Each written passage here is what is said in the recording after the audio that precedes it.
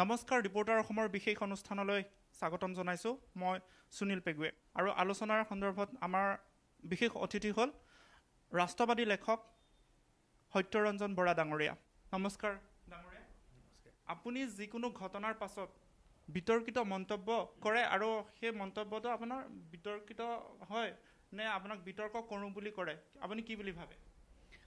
চাওক, মই প্ৰথম কথাটো হ'ল আপুনি মোক যিটো কথা সুধিছে যে যিকোনো ঘটনাৰ পিছত সত্যৰঞ্জন বৰাই মন্তব্য কৰে বা বিতৰ্ক কৰে নে মোৰ মন্তব্যক লৈ কোনোবাই বিতৰ্ক কৰে। প্ৰথম কথা এইটোৱে যে মই যিকোনো বিষয়ত মাতেই নামাতোঁ। আজি কিছুদিনৰ পৰা আপোনালোকে যদি লক্ষ্য কৰিছে, মোক যদি চাইছে, মই এটা বিশেষ বিষয় লৈ পেলাই মই মাত মাতি আছোঁ আৰু সেই বিশেষ বিষয়টোৰ লগত কেন্দ্ৰ কৰিয়ে তো মই স্পষ্টকেই কওঁ যে মই ইছলামাইজেশ্যন, কোৰাণ বা তাৰ ওপৰত আমাৰ সামাজিক, সাংস্কৃতিক, ৰাজনৈতিক, অৰ্থনৈতিক প্ৰত্যেকটো ক্ষেত্ৰত ইছলামীকৰণ বা কোৰাণৰ যিবোৰ ৰুগ্ন চিন্তা বা ইছলামাইজেশ্যনৰ যিটো প্ৰক্ৰিয়া, এই গোটেই কথাবোৰৰ পৰা কি ধৰণে আমাৰ সামাজিক, সাংস্কৃতিক, ৰাজনৈতিক আৰু অৰ্থনৈতিক দিশত প্ৰভাৱ পৰিছে, এই গোটেই বিষয়বোৰৰ আঁৰৰ কাহিনীবোৰ কি, সেই কথাবোৰহে মই কৈ আহিছোঁ আৰু তাৰ লগত জড়িত প্ৰত্যেকটো কথাত মই মাত মাতি আহিছোঁ। এতিয়া আপুনি কৃষিৰ কথাটো ক'ব পাৰে, কাৰণ কৃষিটো আমাৰ হাতত নাই, পথাৰ আমাৰ হাতত নাই, বজাৰ আমাৰ হাতত নাই। আজি আমাৰ সংস্কৃতিত বহিৰাগত সংস্কৃতিৰ মাধমাৰ পৰিছে, সেইবোৰ সংস্কৃতি।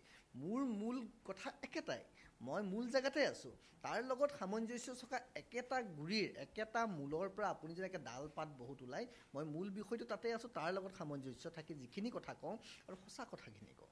আজি দেখিছে, আজি মই যিমানবোৰ কথা কৈছোঁ এটা সময়ৰ পৰা একে লাঠাৰীয়ে কথাখিনি কৈ আছোঁ, তাৰ প্ৰতিটো কথাৰ সত্যতা প্ৰমাণ হৈছে। মই কৈ আছিলোঁ যে অসমত যিমানবোৰ বিভিন্ন সময়ত আন্দোলন হৈ আহিছে, বিশেষকৈ কাৰ ৰিলেটেড যিখিনি আন্দোলন হৈছে বা অন্যান্য য'ত আপোনাৰ মুছলমান মানুহৰ অংশীদাৰিত্ব থাকে, সেই গোটেই আন্দোলনখিনি বা যি ধৰণৰ জিহাদ প্ৰক্ৰিয়াবোৰ চলিছে, লাভ জেহাদেই হওক, অন্যান্য জিহাদেই হওক, ইছলামাইজেশ্যনৰ এটা প্ৰক্ৰিয়া আৰু এইবোৰ আৰৱ দেশৰ পৰা ফাণ্ডেড।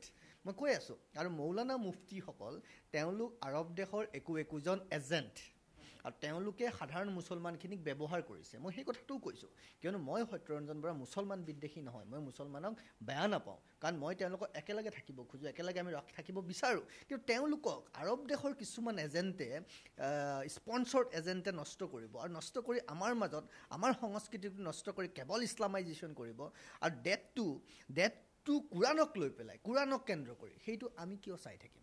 আপুনি যিটো আৰৱৰ পৰা ফাণ্ডিং কৰা বুলি কৈছে, এই ক্ষেত্ৰত বদৰুদ্দিন আজমলৰ ভূমিকা আছে বুলি ভাবে নেকি আপুনি? 100% আছে। গোটেইখন মই যেতিয়া আমেৰিকা গৈছিলোঁ, তেতিয়া মই কাটাৰ এয়াৰৱেজেদি গৈছিলোঁ। কাটাৰ এয়াৰৱেজত যাওঁতে আমি দেখা পাইছোঁ যে তাতেই আজমলৰ বিভিন্ন ধৰণৰ ব্যৱসায়ী মানুহ আছেই, কাৰণ তেওঁলোকৰ আৰৱৰ পুৰণা সম্পৰ্ক আছে। সেইটো মই এতিয়াও দেখা পাইছোঁ। সিদিনা মোৰ হাতত আজি এটা বিষয়ো আহিছে মোৰ হাতলৈ, যে ডুবাইত কি ধৰণে তাত এইটো আজমল পাৰফিউমৰ যিজন হেড ডুবাইত, তেওঁ কি ধৰণে ইয়ালৈ কি ধৰণে আমাৰ মানুহবোৰলৈ ফাণ্ডিং কৰি আছে, ফ্লাইটৰ টিকেটৰ পৰা আৰম্ভ কৰি বিভিন্ন ছফ্ট টাৰ্গেট কৰি লৈছে আমাৰ মানুহখিনিক, গোটেই কথাখিনি। আৰু আজি এটা আপোনালোকে নিউজত বাজিছেই যে সোণৰ স্মাগলিং হৈছে, সেই সোণৰ স্মাগলিঙেৰে কাৰ আন্দোলনত স্পনচৰ হৈছে, যি কথাবোৰ মই কৈ আহিছোঁ। নহ'লে আপোনাক ইমান ডাঙৰ ডাঙৰ মছজিদবোৰ বনাবলৈ পইচা ক'ৰ পৰা আহে? আপুনি চাব, সাধাৰণ মুছলমান মানুহৰ জীৱনৰ অৱস্থাটো চাব, পিন্ধিবলৈ এখন ভাল কাপোৰ নাথাকে, সৰু সৰু বাচ্চাবোৰ ৰাস্তাত ঘূৰি ফুৰে, শিক্ষা নাই, খোৱা খাদ্য নাই, স্বাস্থ্যৰ অৱস্থা নাই তেওঁলোকৰ, কিন্তু মছজিদটো তাৰ ভিতৰত ইমান প্ৰকাণ্ড কিয় লাগে? ক'ৰ পৰা আহে পইচাটো? আমিতো চাব লাগিব, আমিতো সুধিব লাগিব। তোমালোকে খাবলৈ পইচা পোৱা নাই, তোমালোকে থাকিবলৈ ভাল শিক্ষা পোৱা নাই, ভাল কাপোৰ কানি পোৱা নাই, মছজিদটো ইমান সুন্দৰ, মাদ্ৰাছাখন ইমান ধুনীয়াকৈ বনাবলৈ পইচা ক'ত পালা? আজমলে দিছে, আজমলে পইচা ক'ত পালে? আমি সুধিম নহয়, কাৰণ এই কথাখিনিয়ে আহি আমাৰ সংস্কৃতিত আঘাত সানিছে, আমাৰ জাতীয় সত্তাত আঘাত সানিছে। আৰু এই গোটেই প্ৰক্ৰিয়াটোৱে লৈ পেলাই আমাৰ যিখিনি ছোৱালী বোৱাৰীখিনিক বিভিন্ন প্ৰক্ৰিয়াৰে এটা প্ৰক্ৰিয়া কৰিছে। আমি এই কথাখিনি কৈ আছোঁ যে অল স্পনচৰ্ড প্ৰক্ৰিয়া আৰু ইছলামাইজেশ্যনটো এটা খুব পৰিকল্পিতভাৱে তেওঁলোকে কৰিছে। সেই কথাটোত মই কৈ আহিছোঁ আৰু মই কৈ থাকিম। মই কিতাপতো স্পষ্টকৈ লিখিছোঁ। আপুনি মানে ঘূৰ হিন্দুত্ববাদী আৰু মুছলমান বিদ্বেষী নেকি? সত্যৰঞ্জন বৰাৰ কিতাপখন আপুনি যদি পঢ়িছে, আপুনি তাতে গম পাব মই প্ৰথমতেই লিখিছোঁ যে মই মুছলমান বিদ্বেষী নহয়। মোৰ কিতাপখনৰ প্ৰথম বাক্যটো, মই মুছলমান বিদ্বেষী নহয় আৰু মই কপালত টিকা নলওঁ কেতিয়াও, আৰু মই দিনত কপালত টিকা লৈ ৰাতি ব্যভিচাৰ কৰা হিন্দুত্ববাদীও নহয়, কিন্তু মই হিন্দু।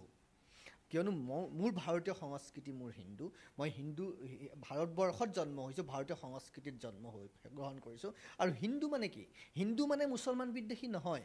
হিন্দু মানে আমি সকলোকে একেলগে লৈছোঁ, যত মত তত পথ বুলি কৈছোঁ আমি। তাৰ কাৰণে মুছলমান এজনো হিন্দু হ'ব পাৰে সাংস্কৃতিকভাৱে, উপাসনা পদ্ধতিগতভাৱে তেওঁ হিন্দু নহ'ব পাৰে, কিন্তু সাংস্কৃতিকগতভাৱে এজন মুছলমানো হিন্দু হ'ব পাৰে, এজন খ্ৰীষ্টিয়ানো হিন্দু হ'ব পাৰে। আমি কৈছোঁ এই যে পাঞ্চটো, আজি যদি মোক পাঞ্চটো বুলি কয়, ইয়াত আমি কি এই পাঞ্চটো ভাৰতবৰ্ষ যদি হয়, ভাৰতীয় সংস্কৃতিটো হ'ব হিন্দু সংস্কৃতি। ইয়াত মুছলমানো থাকিব, ইয়াত আমাৰ অসমীয়া থাকিব, বঙালী থাকিব, বিহাৰী থাকিব, কাৰ্বি থাকিব, কছাৰী থাকিব, তিৱা থাকিব, চুতীয়া থাকিব, সকলো থাকিব। বাট পাঞ্চটো কি? এইখন হ'ল ভাৰত। তো ভাৰতৰ সংস্কৃতিটো কি? ভাৰতৰ সংস্কৃতি সনাতন হিন্দু সংস্কৃতি। সেইটো যিসকলে অস্বীকাৰ কৰিব খোজে তাত আমাৰ ক'বলগীয়া নাই, কিন্তু আমি উপলব্ধি কৰিছোঁ, আমি বুজিছোঁ। মহাপুৰুষ শ্ৰীমন্ত শংকৰদেৱ গুৰুজনে যেতিয়া কাশী গয়া বৃন্দাবনৰ গোটেই কথাখিনি আনি ভাগৱতৰ সাৰ মৰ্ম আনি গুলমালা ৰচনা কৰিছে, তেওঁ যেতিয়া ৰাম কৃষ্ণ ৰাম কৃষ্ণ ৰাম কৃষ্ণ বুলি কৈ গৈছে, কীৰ্তনত কৈ গৈছে, তাৰমানে আমি ভাৰতবৰ্ষৰ সংস্কৃতি।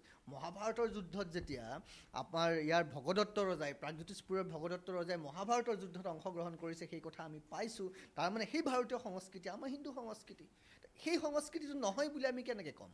তাৰ কথা ক'লে যদি কাৰোবাৰ গাত লাগে, তো মোৰতো উপায় নাই। মই মোৰ আই কথাটো মই ক'ব লাগিব। মোৰ আই কোনোবাই ক্ষতি কৰিব, মইতো চাই থাকিব নোৱাৰোঁ। চাই থকা উচিত নহয়, আমি চাই আছোঁ, সেইকাৰণে আজি লাঞ্ছিত হৈছে, বঞ্চিত হৈছে।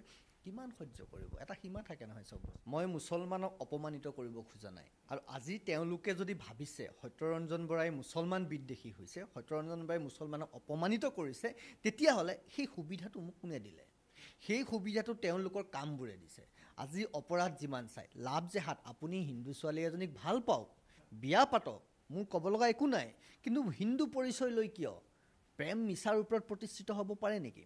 আপুনি কাৰোবাৰ অনুভূতিত আঘাত সানিছে, কাৰোবাৰ আপুনি বিশ্বাসত আঘাত সানিছে, সেইটো মানৱ অধিকাৰ খৰ্ব হোৱা নাই নেকি? খৰ্ব কৰা নাই নেকি? কাৰোবাৰ ঘৰত থকা গৰু ছাগলী আপুনি চুৰ কৰি লৈ গৈছে, তেওঁ জীৱন জীৱিকাত আপুনি ক্ষতি কৰা নাই নেকি? বয়সীয়াল মানুহ কাৰোবাক আপোনালোকে নষ্ট কৰিছে, আৰ্থিকভাৱে সামাজিকভাৱে আপোনালোকে খেদি পঠিয়াইছে। অকল মই কোৱা নাই যে তেওঁলোকে পদ্ধতিগতভাৱে হিন্দু মানুহখিনিৰ ওপৰত সামাজিক সাংস্কৃতিকভাৱে যিখিনি অত্যাচাৰ কৰিছে, সেইখিনি মই মোৰ কিতাপত মই অকলে লিখা নাই। এজন বামপন্থী লেখকেও সেই কথাবোৰ লিখিছে অসমীয়া সাংবিধানিক ৰক্ষা কৱচ বুলি কিতাপখনৰ 219 নম্বৰ পেজত। তেওঁলোকেও কৈছে এইবোৰ সঁচা, এইবোৰ কিয় হ'ব দিম আমি? আমি মুছলমান বিদ্বেষী নহয়। কিন্তু আজি আৰু এটা কথা কওক, মই কিন্তু বুলি কোৱাৰ পাছতো আহিম। আৰু এটা কথা কওক, আজি যে কৈছোঁ মুছলমানসকলে এই অৱস্থাটো আমাৰ ভাৰতৰ সংবিধানে সকলোকে দিছে। বিগত 70 বছৰত কংগ্ৰেছে শাসন কৰিলে, কংগ্ৰেছে কেৱল মুছলিম মুছলিম মুছলিম মুছলিম কৈ থাকিলে। ইয়াৰ আগত মোগল আছিলে, শ বছৰ শাসন কৰিলে, দে আৰ মুছলিমছ। তাৰপিছতো মুছলমানৰ যি অৱস্থাটো কিয়? সাধাৰণ মুছলমানৰ সেই অৱস্থাটো কিয়? আজিও দেখা পাইছে। আজিও অসমত কেৱল মুছলমান 2005 চনত IMDT আইন বাতিল কৰাৰ পিছত এটা কেৱল মুছলমানৰ কাৰণে এটা ৰাজনৈতিক দল গঠন হ'ল AIUDF। তাৰপিছতো আজি মুছলমানৰ এই অৱস্থা কিয়? তাৰমানে আমি যেতিয়া সংবিধানে কৈছে, কোনে কৈছে? আমি সঁচা কথাবোৰ ক'লে আমি সাম্প্ৰদায়িক হৈ যাওঁ। তোমালোক সাম্প্ৰদায়িক নহয় মানি ল'লোঁ, তোমালোক ছেকুলাৰ, তোমালোক সকলোকে সমানে চাব খুজিছে। তেতিয়াহ'লে সেই মানুহখিনি পিছপৰি থাকিল কিয়? সেই মানুহখিনি আজি আটাইতকৈ সমাজৰ পিছপৰি থকা বুলি আজিও তেওঁলোকক লৈ ৰাজনীতি কৰি থাকিব লগা হৈছে কিয়? আমাৰ কথা হ'ল তোমালোকে সঁচাটো বুজা। আজি যে তোমালোকক কোনোবাই অপমানিত কৰিছে, আজি যদি ভাবিছা সত্যৰঞ্জন বৰাৰ লিখনিয়ে, সত্যৰঞ্জন বৰাই কথাই তোমালোকক অপমানিত কৰিছে, সেইটো সুবিধা তোমালোকৰ কুকৰ্মবোৰে দিছে। আজি গোটেই বিশ্বত ইছলাম সম্প্ৰদায়টোক মানুহে কিয় এই ধৰণে কৈছে? আজি সত্যৰঞ্জন বৰাই কিয় প্ৰশ্ন তুলিছে? কোৰাণত সেই কথাখিনি কিয় আছে? আজি তেওঁলোকে মোৰ সেই প্ৰশ্নবোৰৰ উত্তৰ কিয় দিব পৰা নাই? তেওঁলোকে মোৰ কিতাপখন প্ৰথমে ক'লে মোক নস্যাৎ কৰিবলৈ চেষ্টা কৰিলে যে সত্যৰঞ্জন বৰাৰ একো নাই, একো নাজানে। কিন্তু সেই সত্যৰঞ্জন বৰাৰ কিতাপখনৰ উত্তৰ দিবলৈ তেওঁলোকে মৌলানা মুফতিয়ে 4খনকৈ কিতাপ প্ৰকাশ কৰিব লগা হৈছে কিয়? তাৰপিছতো মই পঢ়িছোঁ, তাৰপিছতো কিন্তু এখন কিতাপেও মোৰ প্ৰশ্ন এটাও উত্তৰ দিব পৰা নাই আৰু দিব নোৱাৰে। কিয় নোৱাৰে? দিলে তেওঁলোকে সঁচা কথাবোৰ গ্ৰহণ কৰিব লাগিব, আৰু কোৰাণখনে এনেকৈ বন্দী কৰি তেওঁলোকে সঁচা কথাবোৰ গ্ৰহণো কৰিব নোৱাৰে। গতিকে মই মুছলমান বিদ্বেষী নহয়। মই কৈছোঁ এই পাঞ্চটো হ'ব লাগিব, এই ভাৰতখন হ'ব লাগিব, সকলো শক্তিশালী হ'ব লাগিব সমানে।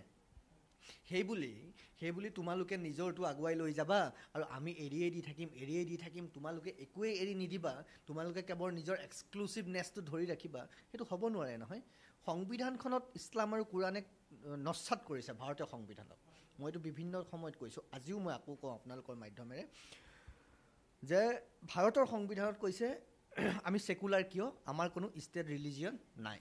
আমাৰ ৰাষ্ট্ৰীয় সংগীত আছে, ৰাষ্ট্ৰীয় চৰাই আছে, ৰাষ্ট্ৰীয় খেল আছে, ৰাষ্ট্ৰীয় ভাষা আছে, চব আছে। আমাৰ ৰাষ্ট্ৰীয় কি নাই? ধৰ্ম নাই। আমাৰ সকলো ধৰ্ম সমান বুলি কৈছোঁ, সকলোকে আমি সমানভাৱে চাব লাগে বুলি কৈছোঁ। কিন্তু সেইটো সংবিধানৰ কথা দেই, সেইটো মই কোৱা কথা নহয়।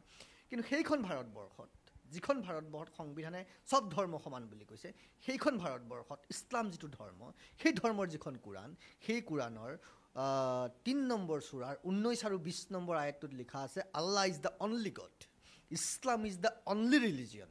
য'ত সংবিধানে কৈছে there is no' one religion, all religion are same and equivalent, তেতিয়া কোৰাণে কৈছে Allah is the only God, Islam is the only religion. তাৰমানে ইছলামে ক'ৰবাত, কোৰাণে ক'ৰবাত আমাৰ সংবিধানখন নস্যাৎ কৰা নাইনে? আমাৰ সংবিধানখনক মোহাৰি পেলোৱা নাইনে? এই কথাবোৰ ছেকুলাৰিজিমত বিশ্বাস কৰাসকলে কেতিয়াবা প্ৰশ্ন কৰি পাইছেনে? তেওঁলোকৰ সাহস আছেনে এই প্ৰশ্নটো কৰিবলৈ? তেওঁলোকে ক'ব পাৰিবনে? তেওঁলোকে নহয় বুলি ক'ব পাৰিবনে? মুছলমান স্কলাৰসকলে, পণ্ডিতসকলে এইটো নহয় বুলি ক'ব পাৰিবনে? এই কথাবোৰ কোনে ক'ব? এদিনটো আহিব লাগিব। আমি সকলো সমান, সংবিধানে কৈছে সমান। আৰে ঠিক আছে, সংবিধান, আমিও সকলো সমানে থাকিব খোজোঁ। কোনোবাই কৈছে ন উই আৰ অনলি, এক্সক্লুচিভলি আমি আছোঁ। তাৰমানে চিধা চিধি তোমালোকে ভাৰতৰ সংবিধান নস্যাৎ কৰিলা। আকৌ তেওঁলোকে উঠি আহি ক'ব আমি বোলে সংবিধান, গণতন্ত্ৰক হত্যা কৰিব খুজিছোঁ, আমি সংবিধানক নস্যাৎ কৰিব খুজিছোঁ। তোমালোকেতো ধৰ্মগ্ৰন্থতেই ভাৰতৰ সংবিধান নস্যাৎ কৰি থৈছা। সেয়া আছিল সত্যৰঞ্জন বৰাৰ ধৰ্মক লৈ নিজৰ বক্তব্য। কিন্তু বৰ্তমান সময়ত এটা প্ৰশ্ন উত্থাপিত হয় যে অখিল গগৈ কাৰাৰুদ্ধ হৈ থকাৰ কাৰণে বৰ্তমান চৰকাৰখনৰ কাৰণে সুবিধাজনক হৈছে নেকি? আপুনি কি বুলি ক'ব? চাওক, চৰকাৰৰ সুবিধা অসুবিধাটো কথা নাই। তেওঁ অপৰাধ কৰিছে, ন্যায়ে গোটেই বিষয়টো তদন্ত কৰি আছে, যে অপৰাধৰ যি শাস্তি সেই ধৰণে দিব, তাত চৰকাৰ কৰিবলৈ কি আছে? ন্যায় এটা ইণ্ডিপেণ্ডেণ্ট। আমাৰ সাধাৰণ ৰাইজৰ প্ৰশ্ন যে সোণোৱাল চৰকাৰে যিটো সময়ত ৰাজনৈতিক প্ৰেক্ষাপটত যদি চাওঁ আমি, বিগত চৰকাৰে হওক বা বৰ্তমান চলি থকা চৰকাৰে হওক, কেমেছেছৰ যিটো আন্দোলন আছিলে সেই আন্দোলনে দিছপুৰ কঁপাই তুলিছিলে। আৰু সেইকাৰণে বৰ্তমান ২১ চনৰ যিটো আগন্তুক ইলেকশ্যন আহি আছে, নিৰ্বাচন আহি আছে, সেইটোৰ সুবিধা আৰু সুযোগ লৈছে নেকি? সেইবুলি প্ৰশ্ন উত্থাপিত কৰিছে একাংশ ৰাইজে। আপুনি কি কয়? চাওক, দিছপুৰ কঁপাইছিলে, আপুনি এইটো শুদ্ধ কথা কৈছে। কাৰণ সেই দিছপুৰত ২০১৪ চনত ২৩ ফেব্ৰুৱাৰী নে ২৪ ফেব্ৰুৱাৰী মই পাহৰিছোঁ, প্ৰণৱ বড়ো নামৰ এজনক জীয়াই জ্বলাই দিছিল নে জ্বলি গৈছিল। ঘটনাক্ৰমতো জ্বলি যাব পাৰে, আমিতো নাজানো। তো এইবোৰ ঘটনা যদি কৰে, দিছপুৰটো কঁপিবই ন। কাৰণ কোনেও আন্দোলনৰ নামত কাৰোবাৰ গাত কোনোবা জুই লাগি জ্বলি যাব বা কোনোবা কাৰোবাক জুই লাগি জ্বলাই দিব, এইবোৰ জানো মানুহে সহ্য কৰিব পাৰে? সি যোনেই নহওক, যোনেই নাথাকক, সেইবোৰ ঘটনা কৰিলে সেইবোৰ মানৱ অধিকাৰৰ বিৰোধ কাম নহয় জানো? সেইবোৰ কৰিলেতো কঁপিবই। সেই ধৰণৰ কামবোৰ আকৌ যদি কৰে, কাৰণ কৰি থৈছে, নকৰে মানে কৈছে নে এবাৰ সাপে খুটিলে বোলে কেঁচুলৈ কোব হয়, হ'বতো পাৰে। বাট যি নহওক, সেইবোৰ বেলেগ বিষয়। মই দুটামান কথা, আপুনি যিহেতু অখিল গগৈ প্ৰশ্নটো আনিছে, গতিকে মই আপোনাক দুটা কথা ময়ো ক'ব খুজিছোঁ, বা আপুনিও তাৰ পৰা হয়তো ২-৩টা বিষয় ওলাই পৰিব যে আমি অখিল গগৈ ডাঙৰীয়াক কেতিয়া পাইছোঁ। ঠিক সেইখিনি সময়ত পাইছোঁ যেতিয়া তেওঁ 2টা ফাইল লৈ পেলাই কৈ আছিলে, এই দুটা ফাইল দেখুৱাই তেওঁ প্ৰেছ মিট কৰিছিলে, তাতে গোটেইবোৰ কথা কৈছিলে। আমি নাজানো সেই ফাইল দুটাৰ ভিতৰত কি আছিল, তাত বজাৰৰ লিষ্ট আছিল নে আৰু কিবা আছিল। কাৰণ সেই কি আছিল তেওঁ কেতিয়াও ৰাজহুৱা কৰা নাই। হয়তো কোনোবা বিশেষ মানুহক তেওঁ চাগে ৰাজহুৱা কৰিছেও, কাৰণ কৰিবলগীয়া হ'বও পাৰে কোনোবা 2-4জন মানুহক, যাৰ লগত তেওঁ হিচাপ কৰিব লগা থাকে, কৰিবও পাৰে। তো আমি নাজানো, আমি নজনা। কোনোবাই যদি জানে, আপোনালোকে যদি জানে, আপোনালোকৰ হাতত যদি সেই ফাইল দুটাৰ তথ্য আছে, আপোনালোকে জনাব। ৰাইজে জানিব খোজে, আমিও জানিব খোজোঁ সেই বিষয়টো। তাৰপিছত সেই ভূমাফিয়াজন ক'ত গ'ল? সেই যিজন ভূমাফিয়াৰ বিষয়ে তেওঁ মাতিছিল, সেই বিষয়বোৰ কি হ'ল? সমাধান হ'লনে? নহ'ল। তাৰপিছত তেওঁ প্ৰত্যেকটো বিষয় আৰম্ভ কৰে এৰি দিয়ে। কিয়? তেওঁ নিজে কৈছে এটা ইণ্টাৰভিউত, আগতে মই দেখা পাইছোঁ, যে তেওঁ কৃষকৰ কাৰণে কৰিছে, তেওঁ মানুহৰ অধিকাৰৰ কাৰণে কৰিছে। এই যে প্ৰণৱ বড়ো ঢুকাই গ'ল, তেওঁৰ অধিকাৰটো কি হ'ল? তেওঁৰ পৰিয়ালবোৰৰ কি হ'ল? এতিয়া এই যিখিনি সময়ত তেওঁ ক'লে যে মোৰ লগত লাখ অখিল গগৈ ডাঙৰীয়াৰ লগত কৃষক মুক্তি সংগ্ৰাম সমিতিৰ লগত লাখ কৃষক আছে, ধৰি ল'লোঁ, ভাল কথা। তেওঁ সংগঠন কৰিছে, তেওঁৰ লগত লাখ কৃষক আছে। কিন্তু মোক এটা কথা কওক, অসমৰ কৃষক সমাজৰ কাৰণে কৃষক মুক্তি সংগ্ৰাম সমিতি বা অখিল গগৈ ডাঙৰীয়াই সেই কৃষকসকলক বা সেই সাধাৰণ মানুহখিনিক কেৱল আন্দোলন কৰাৰ বাহিৰে কি দিলে? আজিলৈকে কিবা দিছেনে? মই যদি প্ৰশ্ন কৰোঁ, তেওঁৰ লগত লাখ মানুহ আছিলে, সেই লাখ মানুহক সংগঠিত কৰি গুজৰাটত আমুলে যি ধৰণে এটা কোঅপাৰেটিভৰ মুডত সংগঠিত কৰি সকলোকে এটা ছাষ্টেইনেবল মুড এটা দিছিলে লিভলিহুডৰ কাৰণে, অসমত তেওঁ কৰিব পাৰিলেহেঁতেন। কিন্তু তেওঁৰ লগত সেই ফ'ৰ্চটো আছিল, তেওঁ কৰিলেনে? অসমৰ এনেকুৱা এবিধ মই সিদিনা প্ৰশ্ন তুলিছিলোঁ অসমৰ এনেকুৱা এবিধ খেতিয়কৰ বস্তু ধৰি লোৱা কিবা ভেদাইলতাই হওক মানিমুনিয়ে হওক বিহলনিয়ে হওক কঁঠালেই হওক আৰু কিবা হওক আদাকে হওক জলকীয়াকে হওক ভোট জলকীয়াকে কিবা এটাক লৈ এই খেতিয়কখিনিক সংগঠিত কৰি ৰাষ্ট্ৰীয় পৰ্যায় আন্তঃৰাষ্ট্ৰীয় পৰ্যায়ত মই বাদেই দিলোঁ ৰাষ্ট্ৰীয় পৰ্যায়তে ৰাষ্ট্ৰীয়টো বাদ দিয়ক অসমতে এখন বজাৰ সৃষ্টি কৰি দিব পাৰিলেনে অসমত কোনোবা এটা খেতিয়কৰ প্ৰডাক্ট তেওঁলোকে যে কৃষক মুক্তিয়ে ব্ৰেণ্ড কৰিছে এই প্ৰডাক্টটো কৃষক মুক্তিয়ে অৰ্গেনাইজ কৰিছে এই খেতিয়কখিনিক কিবা কৰিব পাৰিলেনে আজি আমি যেতিয়া GI টেগৰ কথা কওঁ নহয় জিঅ'গ্ৰাফিকেল আইডেণ্টিফিকেশ্যন টেগ আমাৰ হৈছে প্ৰথম হৈছিলে GI টেগ হৈছে মুগাই 2014 চনত মুগাই পাইছে তো আছাম ছায়েন্স টেকনলজি এনভাইৰনমেণ্ট কাউন্সিলে কৰিছিলে তাৰ এপ্লাই কৰিছিলে তাৰপিছত জহা ৰাইচক কৰিছিলে আছাম এগ্ৰিকালচাৰ ইউনিভাৰ্চিটি আৰু সেউজ সতীৰ্থ বুলি 2017 চনত গামোচাক কৰিছে আপোনাৰ institute of handicraft development Assam গোলাঘাটৰ পৰা কৰিছে তাৰপৰা আপোনাৰ এই আমাৰ বোকা চাউল যিটো কম বৰা চাউলটো কৰিছে আপোনাৰ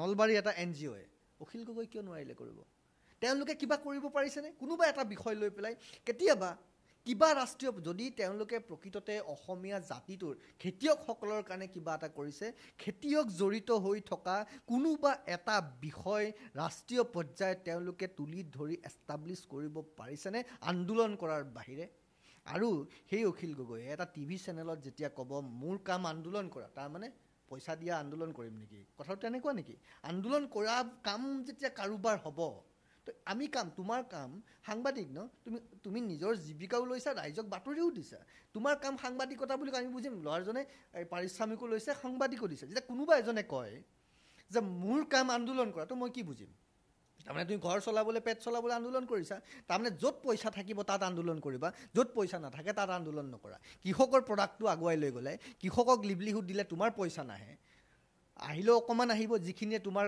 কাৰবাৰ নচলে সেইকাৰণে তুমি সেইবোলে মাত নামাতা কিন্তু আন্দোলন কৰিবা যিকোনোবোৰ আন্দোলন যিবোৰ আন্দোলন তোমাৰ পকেটলৈ চাগে পইচা আহে যিহেতু তুমি নিজেই কৈছা মোৰ কাম আন্দোলন কৰা বুলি প্ৰফেশ্যন তোমাৰ কাম আন্দোলন কৰা বুলি তুমি কৈছা অখিল গগৈ কাৰোবাৰ জেপত সোমাই আছে বুলি আপুনি ইনডাইৰেক্টলি ক'ব বিচাৰি আছে কিন্তু কা আন্দোলনটোৱে বাকীবোৰতো অসমৰ ৰাইজে জানে মই সেইটো নকওঁ কা আন্দোলনটোকে চাওক আজি কৈছে আজি ৰিপৰ্ট আহিছে আজি কালি ৰিপৰ্ট আহিছে আপোনালোকে বাতৰি প্ৰকাশ কৰিছে যে আৰৱ দেশৰ পইচা আহিছে মইতো আগৰ পৰাই কৈ আহিছোঁ আৰু কা আন্দোলনৰ মূল গুৰি ধৰিছে অখিল গগৈ ডাঙৰীয়াই তো মই কেনেকৈ মানি ল'ম যে অখিল গগৈ ডাঙৰীয়াই সেই পইচা পোৱা নাই বুলি ৰাজহুৱা কৰক তেতিয়াহ'লে ইমান ভয়ংকৰ এটা আন্দোলন হ'বলৈ কাৰোবাৰ সহায় নোহোৱাকৈ পইচা নোহোৱাকৈ কেনেকৈ কৰিব পাৰে কা আন্দোলন কিন্তু অসমৰ প্ৰতিজন ব্যক্তিৰে ৰন্ধে ৰন্ধে এটা প্ৰবাহিত এটা প্ৰতিবাদী কণ্ঠৰ এটা ৰোধৰ চেষ্টা কৰিছে বিজেপিৰ মই আপোনাক দুটামান কথা কওঁ এই গাঁৱৰ মহিলাসকল বহুত ওলাই আহিছে মোৰ ঘৰ লংকাত হোজাই জিলাৰ লংকাত কাকীৰ বহুত আত্মসহায়ক গোট মই কাকীখনত কাৰণ এটা সময়ত কৃষক মুক্তি সংগ্ৰাম সমিতিয়ে কাকীত বহুত কাম কৰিছিলে তাত মই গৈছোঁ কা আন্দোলন কাকীটো হৈছে মই কেৱল এটা পকেটৰ উদাহৰণ দিব খুজিছোঁ সমগ্ৰ অসমৰ কথাটো মই ক'ব খোজা নাই তাত কি কৈছে যে আপোনালোকে যে ইয়াত গোটবোৰ কৰিছে মহিলা গোটবোৰ কৰিছে মোৰ তাৰ ৰেকৰ্ডিং আছে তাৰ মহিলা গোটবোৰ কৰিছে মহিলা গোটবোৰত আপোনালোকে সুবিধা নাপাব যদি আপোনালোকে আন্দোলন কৰিবলৈ নাযায় তেওঁলোকে কা বুজাই নাই কা কি চলি আছে সেই মানুহবোৰে কৈছে আমি আন্দোলন কৰিব গ'লো আমাক কিয় পইচা দিয়া নাই মই বোলো কি কয় ক'ত আন্দোলন কৰিব গ'ল পইচা পাবলৈ কৈছে এই যে আমি এই যে কা কৰি আন্দোলন কৰিব গৈছোঁ এয়া একাংশ বিজেপিৰ বোলে প্ৰচাৰ মইতো নাজানো মইতো ৰাইজৰ মাজৰ পৰা পোৱা খবৰ আপোনালোকে সংবাদ মাধ্যমে কওক আৰু কোনোবাই কিবা ক'ব কৈ থাকিব চবৰে ক'বলৈ অধিকাৰ আছেনে চবৰে ইণ্টাৰপ্ৰেট কৰিব নিজৰ নিজৰ দৃষ্টিকোণেৰে মই যিটো পাইছোঁ মোৰ ঘৰ মই সেইকাৰণে বেলেগৰ কথা ক'ব যোৱা নাই মোৰ ঘৰ মোৰ জিলাখনৰ কথা কৈছোঁ যিখিনি কথা মই চকুৰে দেখিছোঁ নিজৰ চকুৰে নিজৰ কাণেৰে শুনিছোঁ সেইখিনি কৈছোঁ নিজৰ জিলাখনৰ কথা কৈছোঁ মই অসমৰ বেলেগ জেগাৰ কথা ক'ব যোৱা নাই কাৰণ সেইখিনি গেৰাণ্টি মই ল'ব নোৱাৰোঁ মই মোৰ মানুহখিনি গেৰাণ্টিহে ল'ম বেলেগৰ গেৰাণ্টিটো মই ল'ব নোৱাৰোঁ সেইখিনি মই সেই কথাটো কৈছোঁ এক আৰু 2 নম্বৰ কথাটো মোৰ চাওক মই যে কৈছোঁ বাৰে বাৰে অখিল গগৈ ডাঙৰীয়ালৈ মোৰ এটা আক্ষেপ আচলতে তেওঁ বিভিন্ন সময়ত অসমৰ খিলঞ্জীয়াৰ কথা কয় তো আপুনি খিলঞ্জীয়াৰ কথা ক'লে খেতিয়কৰ কথা ক'লে কিন্তু অসমৰ খেতিয়কৰ কাৰণে আজিলৈকে মই সুধিলোঁ এই ধৰণৰ কোনো কাম আমি দেখা নাই যদি কৰিছে তো সেইটো আমাক ৰাজহুৱা কৰিলে আমি ভাল পাম খেতিয়কক যদি ক'ৰবাত প্ৰশিক্ষণ দিছে ভালকৈ প্ৰশিক্ষণ কৰ্মশালা কৰিছে বা এটা প্ৰশিক্ষণৰ কাৰণে বিভিন্ন ধৰণৰ ব্যৱস্থা কৰিব যদি পাৰিছে ক'ৰবাত আমি নজনাকৈ আছোঁ হয়তো মোৰ সীমাবদ্ধতা থাকিব পাৰে তেওঁলোকে যদি কৰিছে সেইবোৰ ৰাজহুৱা কৰিলে আমি ভাল পাম 3 নম্বৰ কথাটো হ'ল এই তেওঁ যে কৈছে তেওঁ যিখন মই বটানিকেল গাৰ্ডেন বুলিয়ে কওঁ যিখন কাজিৰঙাত যিখন আছে তেওঁ অৰ্কিড পাৰ্কখনত মই বটানিকেল গাৰ্ডেন বুলিয়ে কৈছোঁ সেই বটানিকেল গাৰ্ডেনত তেওঁ যেতিয়া ক'লে তেওঁ আন্দোলন কৰিবলৈ খিলঞ্জীয়াক ভূমিপট্টা দিম বুলি খিলঞ্জীয়াক আনি ইয়াত জ্বলাই দিবও পাৰে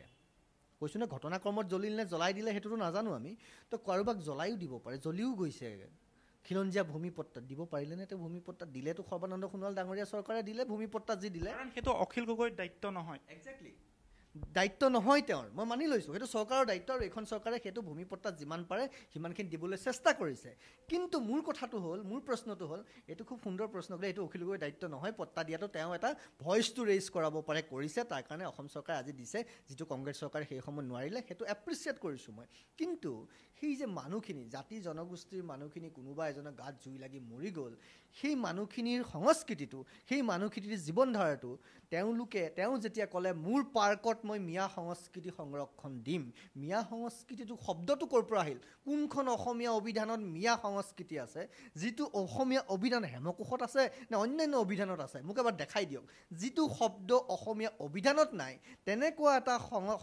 সংস্কৃতিক তেওঁ বটানিকেল গাৰ্ডেনত সংৰক্ষণ কৰিব এই ধৰণৰ মানসিকতা যেতিয়া কাৰোবাৰ মগজুত আহিব তেতিয়া অসমৰ চুতীয়া কাৰ্বি কছাৰী ডিমাচা নেপালী বড়ো মিচিং তিৱা সকলোৱে প্ৰশ্ন নকৰিব আমাৰ কথা তুমি কিয় নকলা মাজতে মই এটা ক'ৰবাত ছ'চিয়েল মিডিয়াত এটা ইণ্টাৰভিউ ঘূৰি তেওঁ কৈছে যে আহোমসকল অসমলৈ অহাৰ আগত বোলে অসমত মুছলমান আছিল এইটো অসমৰ ইতিহাসে ক'ব কিন্তু ঠিক আছে তুমি কৈছা মুছলমানৰ কথা আমাৰ ক'বলগীয়া নাই কিন্তু মুছলমানৰ আগত আহোমৰ আগত ইয়াত কোচ ৰজা আছিল ইয়াৰ কাৰ্বি কছাৰী ডিমাচা মৰাণ মটক চুতীয়াসকল আছিল চব আছিল তেওঁলোকৰ কথা কিয় নকলা বাৰু যে আহোম অহাৰ আগত ইয়াত মুছলমানৰ লগতে এইখিনি মানুহো আছিল কিয় ক'ব নোৱাৰা তুমি যদি 1 নম্বৰ আৰু 2 নম্বৰ কথাটো হ'ল যেতিয়া আমি কৈছোঁ অসমখন মহাভাৰতৰ মহা অংশ সেই কামাখ্যা তাৰ অংশ কামাখ্যাৰ কথা কৈছোঁ আমি শোণিতপুৰৰ বান ৰজাৰ কথা কওঁ হৰিহৰৰ যুদ্ধ কথা কওঁ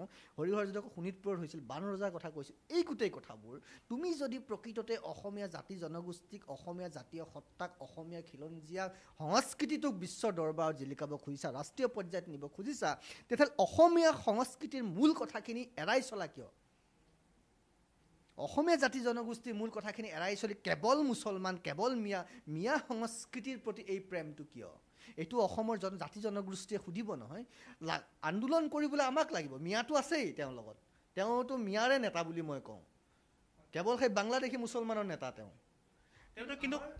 কিন্তু আমাৰ জাতি জনগোষ্ঠীৰ মানুহখিনিক তেওঁ ভালৰি বোলাই লগত লৈ আহে কিন্তু যেতিয়া কিবা স্বীকৃতি দিব লগা হয় সেই স্বীকৃতি দিয়াৰ সময়তো মিয়া সংস্কৃতিটো অসমীয়া সংবিধানত নাই অসমীয়া সংস্কৃতিত নাই তেনেকুৱা শব্দ সেই সংস্কৃতিত তেওঁ সৃষ্টি কৰি শব্দ সৃষ্টি কৰি তেওঁ সেই সংস্কৃতি তেওঁ পাৰ্কত তেওঁ বটানিকেল গাৰ্ডেনক সংৰক্ষণ কৰিব লগা হ'ল কিন্তু সেইখিনি সময়ত এইটো কিয় ক'ব নোৱাৰিলা প্ৰবীণ বড়ো তোমালোকৰ প্ৰথম শ্বহীদ বুলি যদি ধৰা কৃষক মুক্তি সংগ্ৰাম সমিতিৰ তেওঁৰ হৈ অন্ততঃ কিবা এটা কৰিব লাগিছিল কৰিব পাৰিব লাগিছিল আন্দোলনৰ সময়ত চবকে ক'বা মই খিলঞ্জীয়াৰ কামত দেখুৱাবা বিদেশী বাংলাদেশীখিনিৰ মিয়া সংস্কৃতি শব্দটো আপোনালোকৰ বিজেপিৰ শাসনকালৰ এটা শব্দ বুলি কয় কেনেকৈ কয় সেইটো সেই শব্দটো আমি কোৱা নাই অখিল গগৈ ডাঙৰীয়াই কোৱা শব্দ মই মিয়া সংস্কৃতি ইয়াত সংৰক্ষণ কৰিম আমি কোৱা নাই পেপাৰ কাটিং আছে আমাৰ তাত আমি কোৱা নাই তাৰপিছৰ পৰা আমাক শব্দ দিছে আমি ব্যৱহাৰ কৰিছোঁ তেওঁৰ মুখৰ পৰা ওলাইছে তেওঁৰ মুখেৰে সেইটো ওলাব লগা কিয় হ'ল যিটো শব্দ অভিধানতে নাই আমিতো কোৱা নাই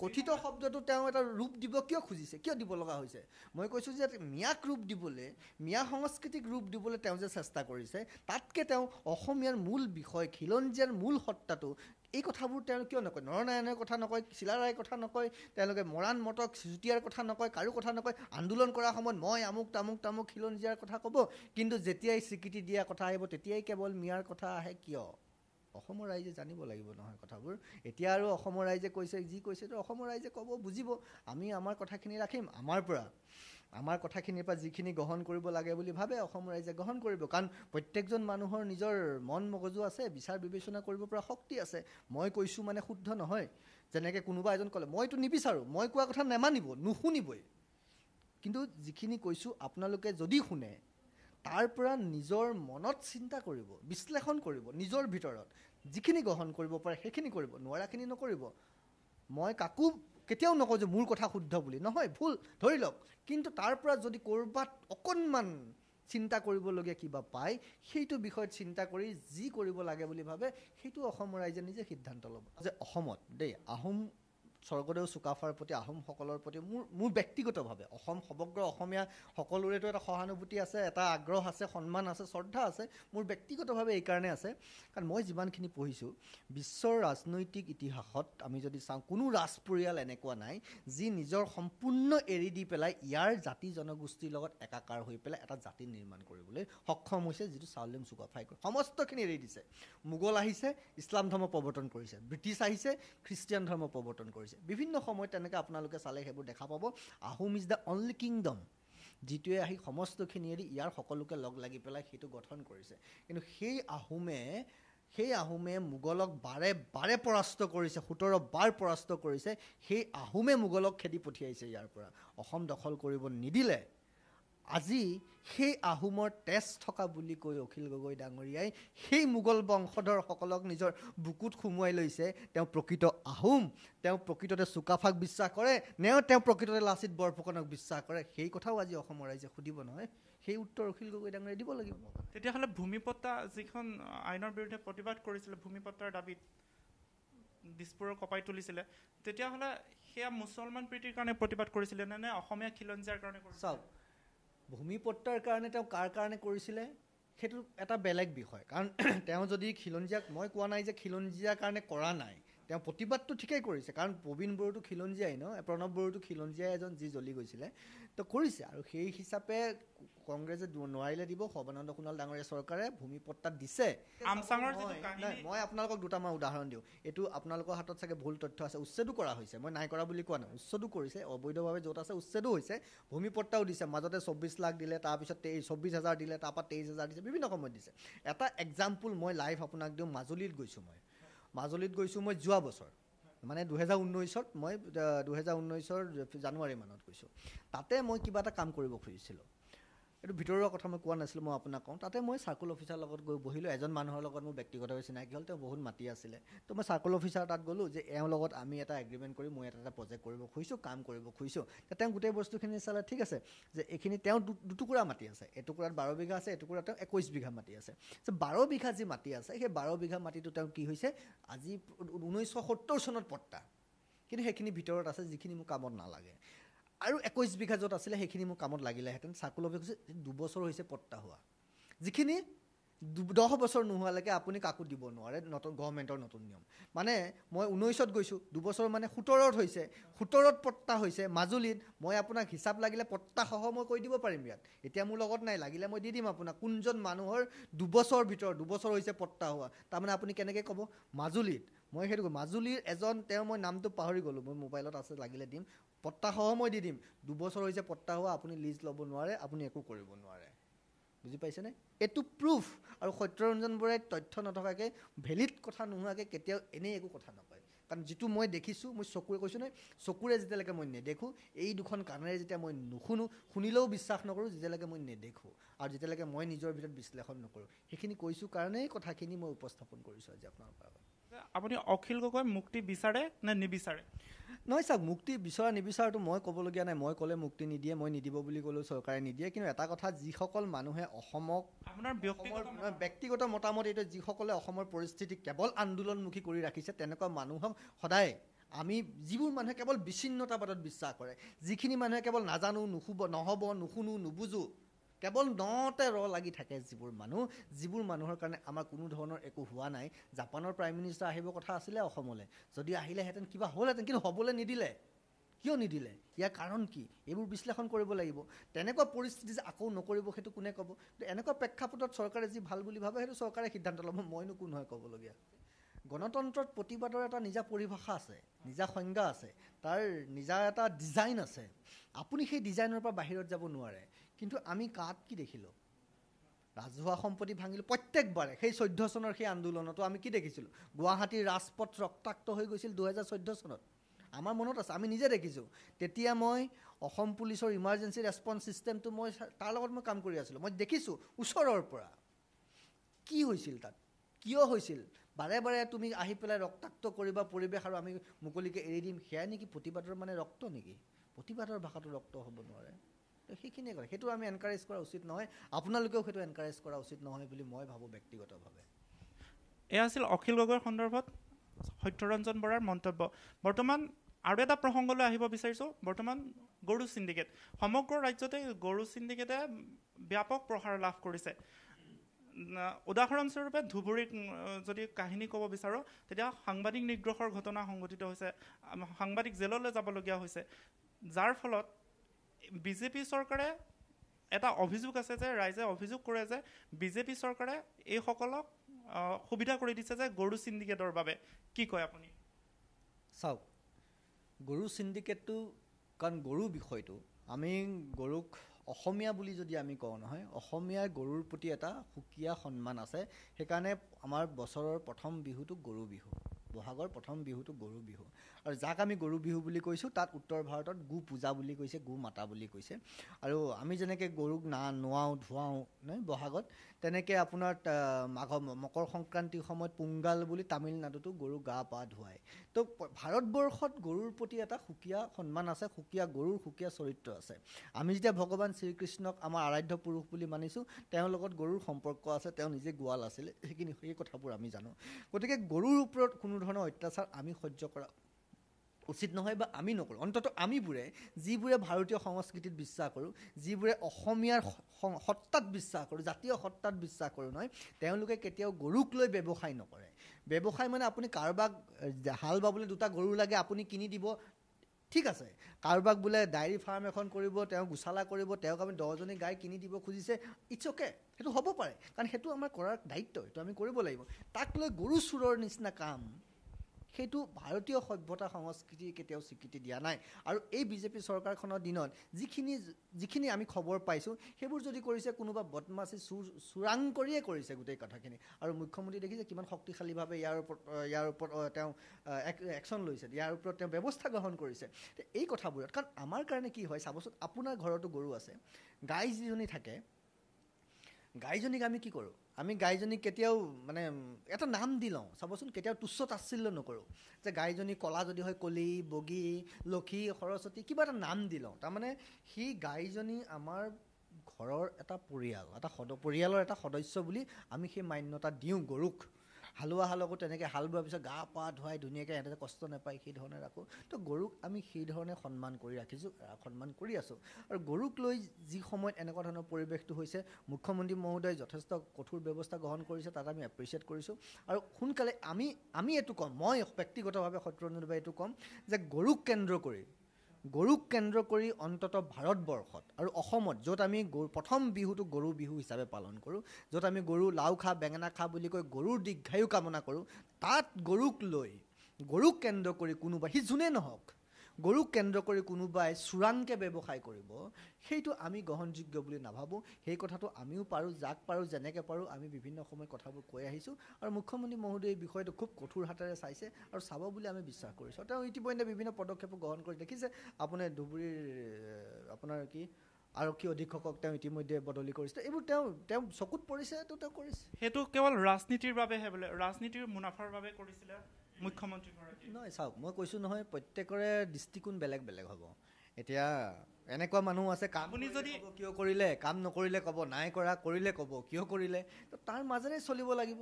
বজালীৰ ফালে কিশোৰ কুমাৰ ডেকা বোলা এজন বিজেপি নেতাই চলাই আছে এখন অবৈধভাৱে গৰুৰ ব্যৱসায়ৰ বজাৰ, য'ত ৰঞ্জিত দাসৰ ছত্ৰছায়াত চলাই আছে বুলি একাংশ সংবাদ মাধ্যমতো প্ৰচাৰ হৈছে। তথাপিতো ৰঞ্জিত দাসে যদি গম পাইছে, তথাপিতো কিন্তু কিয় ব্যৱস্থা গ্ৰহণ কৰা নাই? যি সময়ত বিজেপি চৰকাৰে গৰু সুৰক্ষাৰ নামত উত্তৰ প্ৰদেশত বা অসমৰ বহিৰাজ্যত বিভিন্ন পদক্ষেপ লৈ আছে, অসমত কিয় লোৱা নাই? চাওক, আপুনি কৈছে ক'ৰবাত, ইয়াত আপুনি ক'ত বুলি ক'লে, বজালীত ক'ৰবাত বুলি ক'লে। এতিয়া কোনোবা আপুনি কৈছে যে সংবাদ মাধ্যমত প্ৰকাশিত তথ্য, এতিয়া সংবাদ মাধ্যমতো বিভিন্ন তথ্য পাতি প্ৰকাশ হয়, বিভিন্ন ধৰণৰ বা বাতৰি আপোনালোকে প্ৰকাশ কৰে। কাৰণ বহু ক্ষেত্ৰত গৈ আমি দেখা পাওঁ কথাটো আছিল কিবা, হ'ল কিবা, প্ৰকাশ হ'ল কিবা, আছিল কিবা, হ'ল কিবা। আৰু আপুনি কৈছে যে কোনে কিয় ব্যৱস্থা গ্ৰহণ কৰা নাই। আৰু সংবাদ মাধ্যমৰ প্ৰত্যেকটো বিষয়ৰ বিশ্লেষণ হয়, আপোনালোকে গণতন্ত্ৰৰ চতুৰ্থ স্তম্ভ আপোনালোকে যিবোৰ বিষয় ৰাখিব সেইবোৰ বিষয়ত বিশ্লেষণ হ'ব, তাৰ ওপৰত তদন্ত হ'ব, তাৰ ওপৰত চৰ্চা হ'ব, তাৰ পৰা যিটো কৰিব লগা যিটো কাম যিটো ধৰণে কৰিব লাগে সেই ধৰণে কৰিব। এতিয়া আপোনালোকে কৈছে কোনোবা বিজেপি নেতা, চাওক বিজেপিত আজি ২৭ লাখ, আজি প্ৰায় ৪০ লাখ হ'ল সদস্য, অসমত প্ৰায় ৪০ লাখ হ'ল। ৪০ লাখ সদস্য কোনোবা এজনে ক'ৰবাত কি কৰিছে, ৰাজ্যিক সভাপতিজনে তেওঁ পিছে পিছে লাগি ফুৰিব নেকি? ৰাজ্যিক আজি তেওঁকো ক'ৰবাত বিভিন্ন সভা সমিতিয়ে যায়, ৰাজ্যিক সভাপতিৰ লগত মই যদি কাইলৈ ফটো এখন উঠোঁ, মই ফটো এখন উঠি মই ফেচবুকত দিলোঁ, মই ক'ৰবাত দিলোঁ ফটো এখন, যিকোনো এজনৰ লগত, মুখ্যমন্ত্ৰীৰ লগতে দিলোঁ, আন কোনোবা এজন মন্ত্ৰীৰ লগতে উঠি মই ফটো এখন দিলোঁ, কাইলৈ মই কিবা এটা বেয়া কাম কৰিলোঁ, তাৰ জবাবদিহি ৰাজ্যিক সভাপতি বা মুখ্যমন্ত্ৰী কেনেকৈ হ'ব? সেইটো আমাৰ ইণ্টাৰপ্ৰিটেশ্যন, মই কৈছোঁ নহয়, এইটো আমাৰ ইণ্টাৰপ্ৰিটেশ্যন। ইমানখিনি মানুহ থকাত কোনোবা এজনে বেয়া কৰিছে বুলি আপুনি প্ৰত্যেকটো কথা তেওঁৰ লগত ফটো এখন থাকিলে বুলি, ফটো এখন পালে বুলি তেওঁক জবাব দি আপুনি কৰিব নোৱাৰে। আৰু তেওঁ যদি ভাবে তেওঁ জবাব দিব লাগে, তো তেওঁ নিশ্চিতভাৱে জবাব দিব। কিয় বৰ্তমানলৈকে তেতিয়াহ'লে ব্যৱস্থা গ্ৰহণ কৰা নাই? তেওঁ কৰিছে চাগে, কাৰণ সেইটোতো আমাকতো নকয় বা আপোনাকতো নকয় বা সংবাদ মাধ্যমক সুধি বা কাকো সুধিতো তেওঁ নলয়। তেওঁ যিটো কৰিব লাগে তেওঁ চৰকাৰীভাৱে ব্যৱস্থা কৰিব, প্ৰশাসনীয়ভাৱে ব্যৱস্থা কৰিব, আৰু প্ৰশাসনীয় ব্যৱস্থাটোতো তাৰ গোপনীয়তা আছে। যিটো হ'ব সিদ্ধান্ত যেতিয়া ল'ব, সিদ্ধান্ত ৰূপায়ণ হোৱাৰ পিছতহে আপোনালোকৰ মাজলৈ আহিব, তো নিশ্চিতভাৱে গম পাব সময়। এয়া আছিল গো চিণ্ডিকেটৰ ওপৰত সত্যৰঞ্জন বৰাৰ ব্যক্তিগত মতামত। এয়া আছিল বিজেপি নেতা আৰু ৰাষ্ট্ৰীয়তাবাদী লেখক সত্যৰঞ্জন বৰাৰ ব্যক্তিগত মতামত। চাই থাকিব ৰিপৰ্টাৰ অসম। ধন্যবাদ।